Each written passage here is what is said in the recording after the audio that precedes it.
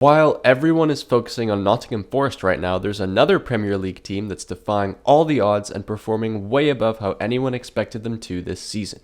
A team that's gotten huge upsets against Arsenal and Man City. They've also been picking up the points against mid-table sides like Man United and Tottenham. Most recently, they smashed Newcastle 4-1, and they sit in 7th place, 3 points off the Champions League spots. I'm of course talking about AFC Bournemouth, the smallest club in the Premier League. Their stadium is smaller than some League 2 stadiums, and that's because that's where they belong.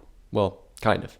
Back in 2009, they had just narrowly avoided relegation from League 2 after being a club that had been moving between the 2nd, 3rd, and 4th divisions for its entire history, never making it to the top flight. After a new local businessman, Adam Murray, took over as the owner, and a recently retired Bournemouth player, Eddie Howe, took over as the manager, Bournemouth began the most incredible climb a team has had in English football history. In just 6 seasons, they went from League 2 all the way up to the Premier League, and it's not like they did some crazy, massive overspending. Over the entire 6-season period, they spent over just £12 million and earned just under £9 million, so that's a loss of just £3 million, and the vast majority of that was in the Championship. What was really propelling Bournemouth forward was Eddie Howe's management style and their smart recruitment of players going under the radar like Ryan Fraser, Matt Ritchie, and Callum Wilson. Bournemouth managed to avoid relegation in their first Premier League season, 2015-16, but it was the following season where they truly defied their odds and finished in 9th place. From then on, they established themselves as a solid upper mid-table side with some great Premier League performers like Nathan Ake, Josh King, Jefferson Lerma. Though Bournemouth did have some decent players, it really was Eddie Howe's tactics and style that pushed them as far as they did, but in 2020 their fate changed when they were relegated and Eddie Howe left the club to join Newcastle. Back in the Championship and failing to get promoted after their first season, it seemed like they would just inevitably slip back down the table where they belonged, and their Premier League stint would just be a small mark in their history. However, manager Scott Parker managed to get them promoted in 2022. Parker was a pretty underwhelming manager and Bournemouth hadn't made any impressive signings. As a result, every major news outlet had Bournemouth predicted to finish dead last in the 2022-23 season. Scott Parker was sacked after just 4 games, including a devastating 9-0 loss to Liverpool, and one of the coaches from the club, Gary O'Neill, was promoted to interim manager in a very underwhelming fashion. Nobody could have predicted what Gary would go on to achieve. He ensured that Bournemouth stayed out of the relegation fight and led them to huge wins against the likes of Liverpool and Tottenham.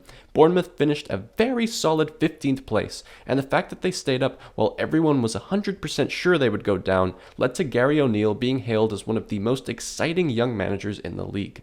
It came as an incredible shock when, right after the season ended, Bournemouth decided to sack him.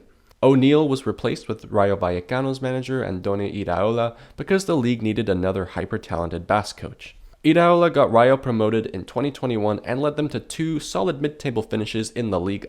He seemed like a decent appointment, but Bournemouth were still viewed as relegation favourites. However, that season Iraola had them playing excellent football, and he got the absolute best out of Dominic Solanke, who scored a very impressive 19 goals. Bournemouth finished in 12th, with some great standout moments like a 3-0 battering of Man United at Old Trafford.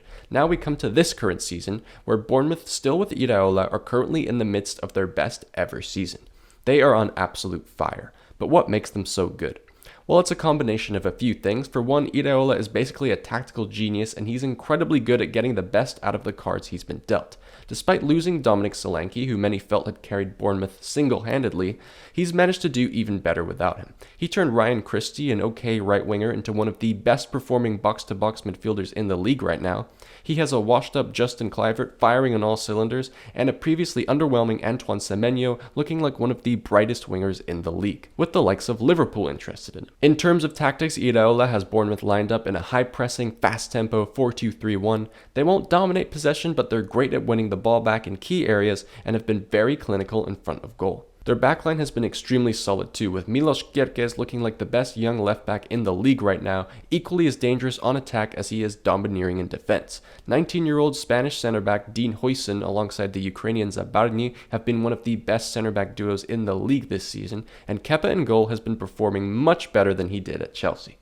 It's well worth pointing out that Iraola has been working this magic with an incredibly thin squad. In their last game against Newcastle, they only had 1 player on their bench who had any Premier League minutes, and they managed to thump them 4-1. What Bournemouth is doing right now is absolutely nothing short of incredible, and if you could go back in time to a Bournemouth fan in 2020 after Howe had just been sacked and the decline looked imminent, they wouldn't believe you when you told them that their best days are ahead of them, not behind them.